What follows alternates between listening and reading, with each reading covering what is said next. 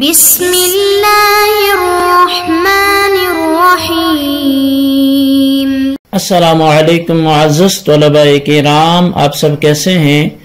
آج ہم معطا امام محمد کے سبق نمبر 355 کو پڑھیں گے۔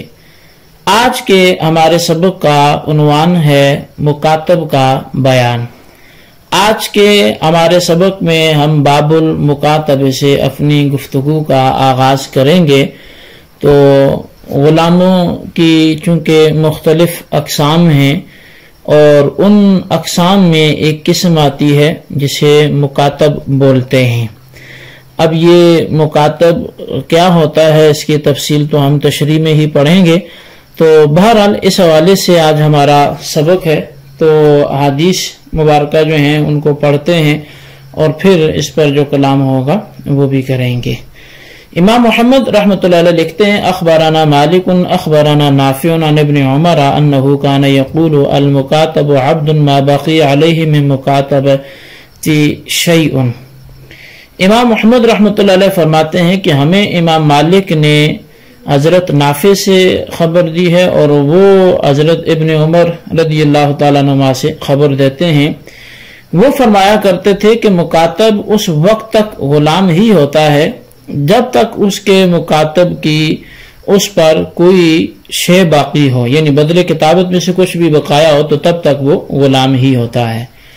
قال محمد وبهذا نأخذ وهو قول ابي حنيفة والعامة من فقهائنا وهو بمنزلة العبد في شهادته وحدوده وجميع امره الا انه لا سبيل لمولاه على ماله ما دام مكاتبا۔ امام محمد رحمۃ اللہ علیہ حدیث پاک کے لکھنے کے بعد اپنے نقطہ نظر کو واضح کرتے ہوئے مسلک احناف کو لکھتے ہیں۔ آپ فرماتے ہیں کہ ہمارا احناف کا یہی مسلک ہے اور امام اعظم امام ابو حنیفہ اور ہمارے فقہائے کرام کا بھی یہی قول ہے۔ مکاتب گواہی، حدود اور تمام کاموں میں بمنزلہ غلام کے ہی ہوتا ہے۔ ہاں صرف یہ ہے کہ اس کے مولا کے لیے اس کے مال پر کوئی دسترس نہیں ہوتی جب تک کہ وہ مکاتب ہے۔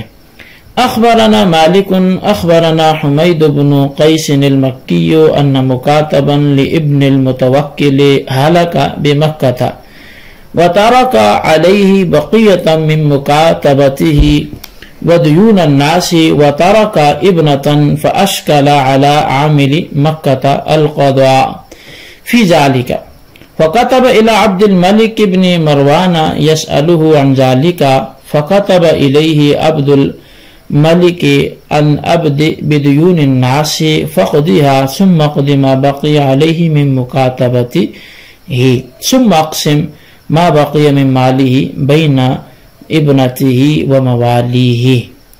امام محمد رحمۃ اللہ علیہ فرماتے ہیں کہ ہمیں امام مالک نے حمید بن قیس سے خبر دی کہ ابن متوکل کا مکاتب مکہ میں فوت ہو گیا اور اس کے بدلے کتابت کی کچھ رقم ابھی ادا کرنا باقی تھی اور لوگوں کے کچھ قرضے بھی اس کے ذمہ تھے اور اپنے پیچھے وہ ایک بیٹی چھوڑ گیا۔ تو مکہ کے گورنر کو اس بارے میں فیصلہ دینا مشکل ہو گیا۔ اس نے عبد الملک بن مروان کو اس بارے میں لکھ بھیجا۔ تو عبد الملک بن مروان نے جواباً لکھا کہ اس کے مال متروکہ میں سے پہلے لوگوں کے قرض ادا کرو، پھر جو باقی بچے اس سے اس کی کتابت کی رقم ادا کرو اور اس کے بعد جو باقی بچے تو اس کی بیٹی اور اس کے موالی کے درمیان پھر اس کو تقسیم کر دو۔ قال محمد وبهذا نأخذ وهو قول ابي حنيفة والعامة من فقهائنا انه اذا مات بدأ بديون الناس ثم بمكاتبته ثم ما بقي كان ميراثا لورثته الاحرار من كانوا۔ امام محمد رحمۃ اللہ علیہ اس دوسری حدیث پاک کے لکھنے کے بعد اب اس حوالے سے بھی جو بات ہے وہ اپنے نقطہ نظر کے اعتبار سے وہ آپ فیصلہ کرتے ہیں اور مسئلہ بیان کرتے ہیں کہ ہمارا اسی پر عمل ہے اور امام اعظم امام ابو حنیفہ رحمۃ اللہ علیہ اور ہمارے دیگر فقہائے کرام کا بھی یہی قول ہے۔ کہ جب مکاتب انتقال کر جائے تو اس کے ترکے سے سب سے پہلے لوگوں سے لیے گئے قرضے ادا کیے جائیں گے، پھر اس کی کتابت کی جو بقایا رقم ہے وہ ادا کی جائے، پھر بقیہ مال اس کے آزاد ورثاء کی وراثت ہوگا، خواہ وہ کیسے ہی ہوں۔ امام محمد رحمۃ اللہ علیہ اگلی حدیث پاک لکھتے ہیں کہ اخبرنا مالک اخبرنی الثقات عندی ان عروة بن الزبیر وسلیمان بن یسار سئلا عن رجل كاتب على نفسه وعلى بلده ثم هلك المكاتب وترك بنين أيسعون في مكاتبة أبيهم أم هم عبيد؟ فقال لا بل يسعون في كتابة أبيهم ولا يودع عنهم لموت أبيهم شيء۔ امام محمد رحمۃ اللہ علیہ اگلی حدیث پاک لکھتے ہیں، آپ فرماتے ہیں کہ ہمیں امام مالک نے خبر دی ہے، اور وہ فرماتے ہیں کہ ہمیں ایک باوثوق آدمی نے بتایا کہ حضرت عروہ بن زبیر اور سلیمان بن یسار رضی اللہ تعالیٰ عنہما سے ایسے شخص کے بارے میں دریافت کیا گیا جس نے اپنی اور اپنی اولاد کی طرف سے کتابت کی تھی، پھر یہ مکاتب فوت ہو گیا اور اپنے پیچھے بیٹے چھوڑ گیا جو اپنے والد کی کتابت کی رقم ادا کرنے کے لیے محنت مزدوری کرتے تھے۔ تو اب کیا وہ غلام ہیں؟ تو فرمایا نہیں، بلکہ وہ اپنے والد کی کتابت کی رقم ادا کرنے کے لیے کوشش کریں گے۔ ان کے والد کے انتقال کی وجہ سے جو وہ بری الذمہ نہیں ہوں گے اور وہ اس جہد مسلسل میں لگے رہیں گے اور کتابت سے آزاد کرائیں گے۔ قال محمد وبهذا نأخذ وهو قول ابي حنيفة فاذا ادوا عتقوا جميعا۔ امام محمد رحمۃ اللہ علیہ اس حدیث کے حوالے سے بھی جو احناف کا نقطہ نظر ہے اس کو واضح کرتے ہوئے لکھتے ہیں کہ ہمارا احناف کا اسی پر عمل ہے، اور یہی امام اعظم امام ابو حنیفہ رضی اللہ تعالیٰ عنہ کا بھی قول ہے، جب وہ بدلے کتابت ادا کر دیں گے تو سبھی کے سبھی آزاد ہو جائیں گے۔ اخبرنا مالک اخبرنی مخبر ان ام سلمۃ زوج النبی صلی اللہ علیہ وسلم كانت تقاتل مکاتبتها بالذهب والورق واللہ تعالی اعلم۔ امام محمد رحمۃ اللہ علیہ اس باب کی آخری حدیث پاک آپ ذکر کرتے ہیں، آپ فرماتے ہیں کہ امام مالک نے ہمیں ایک باخبر آدمی سے جو ہے وہ یہ خبر دی ہے کہ نبی اکرم صلی اللہ علیہ وسلم کی زوجہ ام المؤمنین سیدتنا ام سلمہ رضی اللہ تعالیٰ عنہ اپنی مکاتبہ سے بدلے کتابت میں سونا اور چاندی لے لیا کرتی تھی۔ تو بہرحال اس باب کی احادیث کا جو سلسلہ ہے وہ یہاں پہ آ کے مکمل ہوا۔ اس باب میں چند مسائل کا ذکر ہوا ہے اور ان میں اختلاف ائمہ اور مسلک احناف کے دلائل جو ہے وہ بالترتیب یہاں پر ذکر ہوں گے۔ پہلا مسئلہ یہ ہے کہ کیا غلام کی کتابت ضروری ہے؟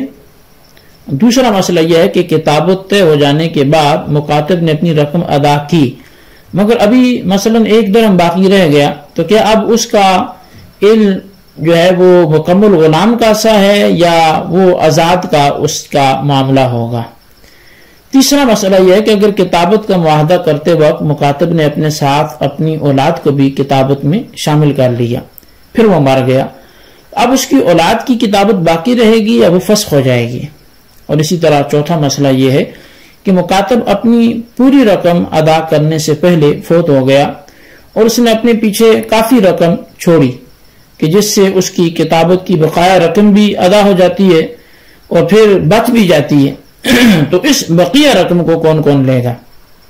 تو اب ترتیب بار ان مسائل کو ہم سمجھیں گے، لیکن اس آج کے درس میں ہم صرف پہلے مسئلے کو لیں گے اور پھر جو بقیہ مسائل ہیں وہ ہم آئندہ درس میں ان کو سمجھیں گے۔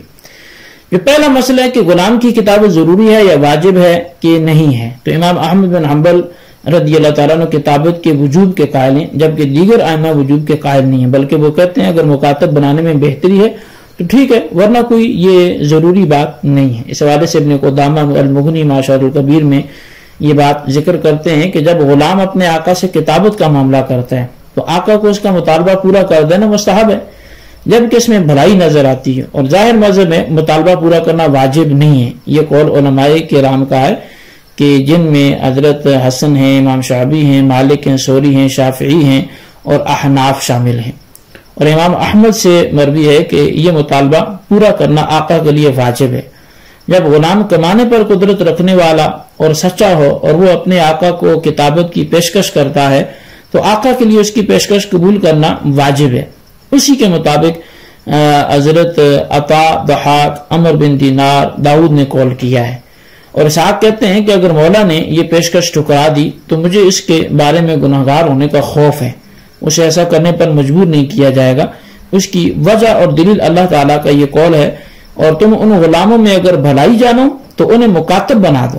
اب امر ظاہری طور پر تو یہ امر ہے اور وہ وجوب کے لیے آتا ہے، اور آیت کریمہ میں کتابت کا امر وہ مذکور ہے۔ اور مروی ہے کہ سیرین یعنی ابو محمد بن سیرین جو ہے حضرت انس بن مالک رضی اللہ تعالیٰ عنہ کے ہاں غلام تھے، تو انہوں نے حضرت انس سے کتابت کی پیشکش کی کہ مجھے مکاتب کر دو، لیکن حضرت انس نہ مانے تو سیرین نے اس بات کی اطلاع حضرت عمر بن خطاب رضی اللہ تعالیٰ عنہ کو دی، تو آپ نے حضرت انس کے خلاف درہ اٹھایا اور انہیں یہ آیت پڑھ کر سنائی، اور وہ غلام جو کتابت کی خواہش کریں ان غلاموں میں سے جو تمہاری ملکیت میں ہیں تو تم ان کو مکاتب کر دو اگر تم ان میں بھلائی دیکھتے ہو۔ اس کے بعد حضرت انس نے انہیں مکاتب کر دیا۔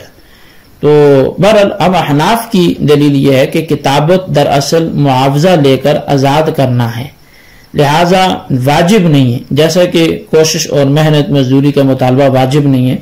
تو آیت مذکورہ میں امر کا صیغہ یہ ندب کے لیے آیا ہے، یعنی استحباب کے لیے ہے، اور حضرت عمر رضی اللہ تعالیٰ کا فرمان جو حضرت انس رضی اللہ تعالیٰ کے عمل اور فعل کے خلاف ہے، تو حالانکہ ان دونوں حضرات میں اس بارے میں کوئی اختلاف نہیں ہے کہ اگر غلام کی کتابت میں بھلائی اور خیر نہ ہو تو غلام کو مکاتب کرنے کا مطالبہ پورا کرنا بھی واجب نہیں ہے۔ تو بہرحال اس پہلے مسئلے کا جو خلاصہ ہوا وہ یہ ہوا کہ امام احمد بن حنبل رضی اللہ تعالیٰ عنہ کے نزدیک غلام کے مطالبہ کتابت پر اسے مکاتب کر دینا واجب ہے، بقیہ ائمہ ثلاثہ اسے مستحب قرار دیتے ہیں۔ امام احمد کی جو دلیل ہے وہ جو آیت کریمہ ہے، اور اس آیت کریمہ سے وہ امر کے وجوب کے لیے لینے پر استنباط کرتے ہیں، اور حضرت عمر رضی اللہ تعالیٰ عنہ کا قول کہ جس کا مؤید بھی یہی ہے کہ ان دونوں سے ان کا موقف ثابت نہیں ہوتا، کیونکہ آیت مبارکہ میں مطالبہ وہ کتابت کو پورا کرنے کے لیے ایک شرط یا پابندی لگائی گئی ہے، وہ یہ ہے کہ اگر ایسا کرنے میں بھلائی اور خیر نظر آتی ہو، اور اگر بھلائی معلوم نہ ہوتی ہو تو کفایت کا جو حکم ہے جو کتابت کا وہ نہیں ہوگا۔ یہی وجہ ہے کہ عدم بھلائی کے وقت تمام حضرات جو ہیں وہ کتابت کے مطالبہ کو پورا کرنا وہ واجب نہیں سمجھتے، اور اس پر سارے متفق ہیں۔ تو لہٰذا معلوم یہ ہوتا ہے کہ آیت کریمہ میں وجوب علی الاطلاق نہیں ہے۔ جب دونوں یعنی کتابت اور عدم کتابت یہ باتیں مولا کے اختیار میں رکھی گئی ہیں تو وجوب کیسے ثابت ہوا؟ بلکہ بعض صورتوں میں تو کتابت سے انکار کرنا یہ باعث بھلائی اور خیر ہوتا ہے۔